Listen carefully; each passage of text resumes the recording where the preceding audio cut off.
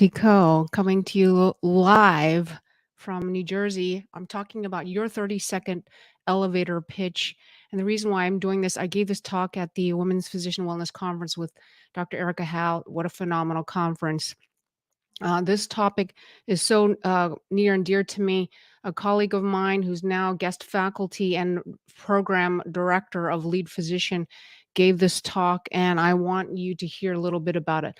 We are not good at sales and marketing as physicians, and that is a piece that we've been shunned away from or told not to do. And whatever stories in our heads now that we tell ourselves from experiences in the past, we need to start thinking, medicine is a business and come face to face with it and realize that we need to have these skills in order to not only thrive in our businesses, but be so much better in getting to where we want to be so that we're living our purpose. We're doing what we really want to do. We're passionate about what we do, and we're able to have the life that we want, the time and money freedom. So I have these very quick slides to show to you today. Again, my name is Dr. Elsie Cohen. I'm the founder of Lead Physician Leadership Program for physicians and also the Chief Medical Officer of American Endovascular Amputation Prevention. So I want to shout out to Pam Ludmore, who created most of these slides, which are now condensed for you to see. So hopefully I can go to next slide. So imagine if you're face to face, okay, with the person that you've been wanting to meet. uh, and you only have 30 seconds because you're on that elevator, and that's where the elevator pitch came from. You only have 30 seconds to give it. And what do you say? Are you prepared to say what you need to say to get what you want? So the whole purpose of the elevator speech is to be ready when opportunity comes, and you're going to maximize your effectiveness, and you'll be so clear cut on your goals. Okay. And some of the examples why it's really, really important to have this at your fingertips and not just wing it. Maybe you're trying to seek a new professional opportunity.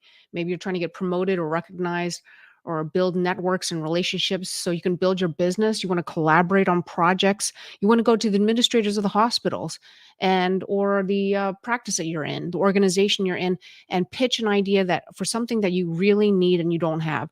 You want to talk about raising capital or donations. Maybe you have a new startup. Maybe you're trying to find a venture capital, private equity group to partner with. Maybe you want to get invited to talks. You want to do consultant work. Maybe you want to do some interviews, or you want to gain publicity. There's so many reasons why you need to learn. And this is a great foundation from which you can improve your communication skills so that you can pitch yourself and really start seeing things happen for yourself. So here we go. We're going to define this. I'm sorry that the slides kind of changed a little bit with this program, but in a nutshell, you're going to define your elevator pitch, and you're going to give it in about 30 seconds. Okay, so you're going to compose the words, about 80 to 90 words, and actually write it out. And you're going to start with three main parts, and everybody knows them three main parts in general. And we know that we're going to talk about who we are, and we're good at talking about it. But let me tell you about the next slide about what we're not good at, okay? But you're going to talk about who you are and who do you help and what value can deliver to them. And everybody kind of knows that piece, okay? But what we don't know is, and I don't know what happened to these slides, but it's okay. It doesn't matter. What we forget is who our audience is, right? Who is our audience? And what are their characteristics? Are what are their interests and what drives them? What are they struggling with? And when we communicate who we are and our objectives and our value, we need to keep that in mind. It's not about just talking about ourselves, it's about what's the context here? How am I going to get what I want by delivering to them what they want? So, and the other thing is you want to keep in mind their personality. Are they conservative? Are they more open-minded? Are they young or are they old? Are they young-ish or oldish? Because there's 20-year-olds who are old-ish, and there's, you know, 70-year-olds who are youngish. So how do they think? How do they communicate? You want to be at their level. So it's understanding deeply their needs. So before you go about your life and just hoping something's going to happen, do some research on who you're trying to, what you're trying to get, what are your goals, who are you trying to pitch to, and even if you don't know clearly what your goal is, you have an idea, go for it by researching and knowing what they want and say, you know what, I think this person really needs vascular care and they're missing that piece and they're spending too much money. I need to pitch to them about why they need to partner with us and what we're going to deliver to them to help them with, their finances, because everyone's talking about money, how we can work together to strengthen both of the organizations.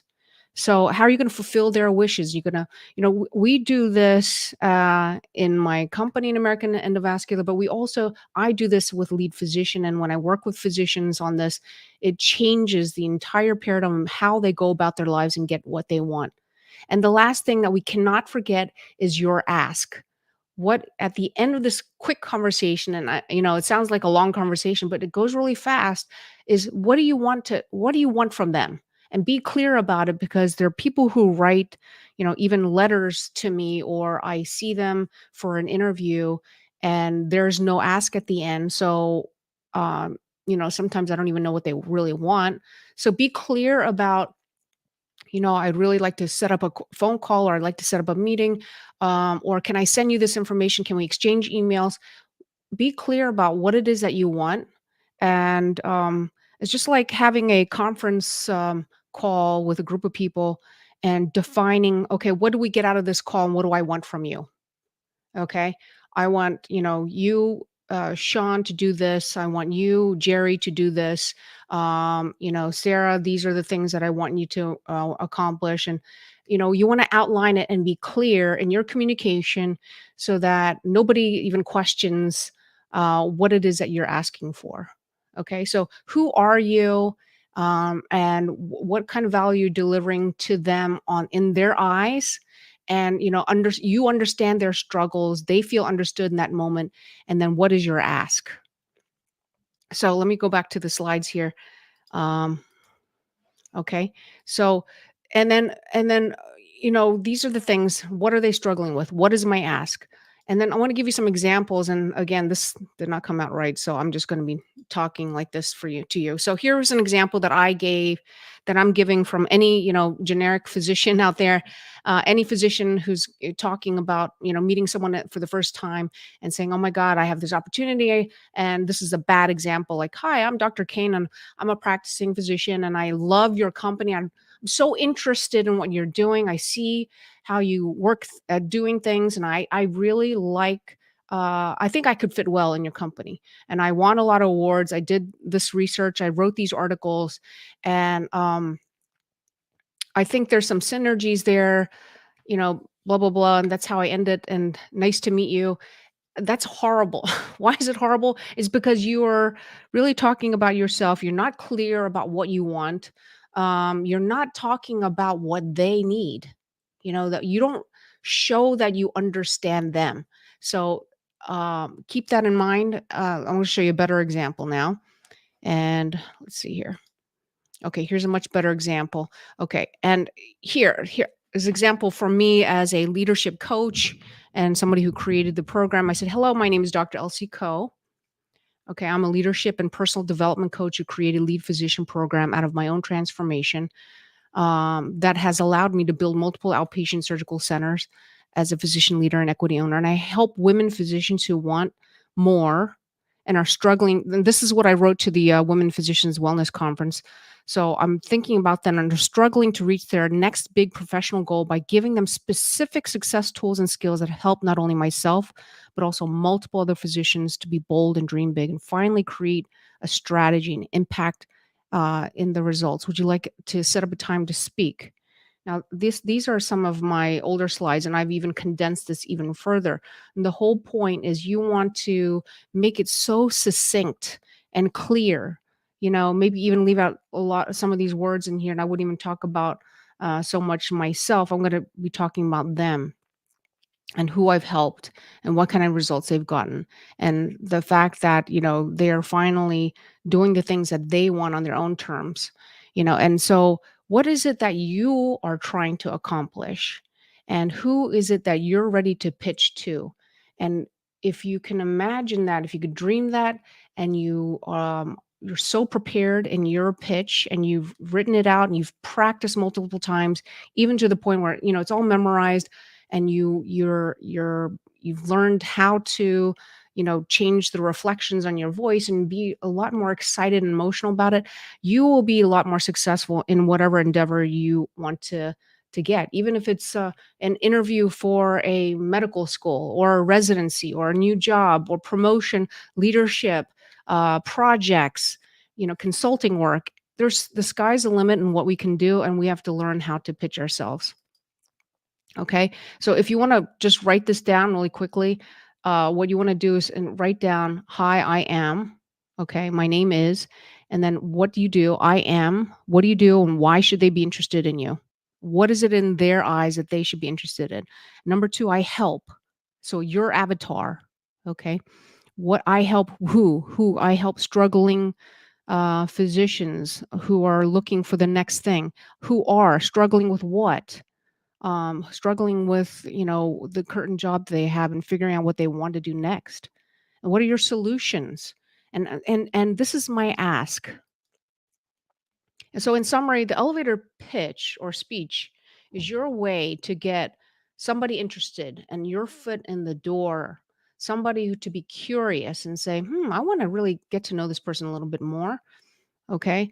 And the next step will be in learning how to even further your communication style and making sure that you can seal the deal and you can continue to get them interested and work together and let it be a successful relationship. So practice, practice, practice, practice, and know that sales and marketing is so key to all physicians' futures, and we need to get training in that. I got an executive master's in healthcare leadership at Brown, and which I highly recommend. And I think, and if you got an MBA, or if you just took some classes on marketing, if you just learn some communication skills, it can be paramount, because a lot of people don't have that. Focus on the ideas and less on the words, so that you don't sound canned and you don't fumble over your words. Okay. And if you want to learn more, we are starting Lead Physician very soon at the end of this month. And if you want to have I apologize for these slides. I appreciate that. Appreciate you guys listening. Thanks for all this support. And join us at leadphysician.org if you want to set up a screening call, pre-sales call with me. And my last words to you is, don't ever, we are our biggest obstacles, right? We are our biggest obstacles, and our own thoughts and experiences from the past don't often help us in the future and the present. And so, if you learn and say, you know what, just because this is how my life has been right now and before, doesn't mean that I can't thrive in the future. I just need a little bit of training, and I need some more intention in my life, and create some intentional goals, and then strategize, and you can do it. And if you don't believe in that, just borrow my belief in you. Thank you, everybody, for listening. Until next week, take care, everybody. Have a wonderful, wonderful Sunday.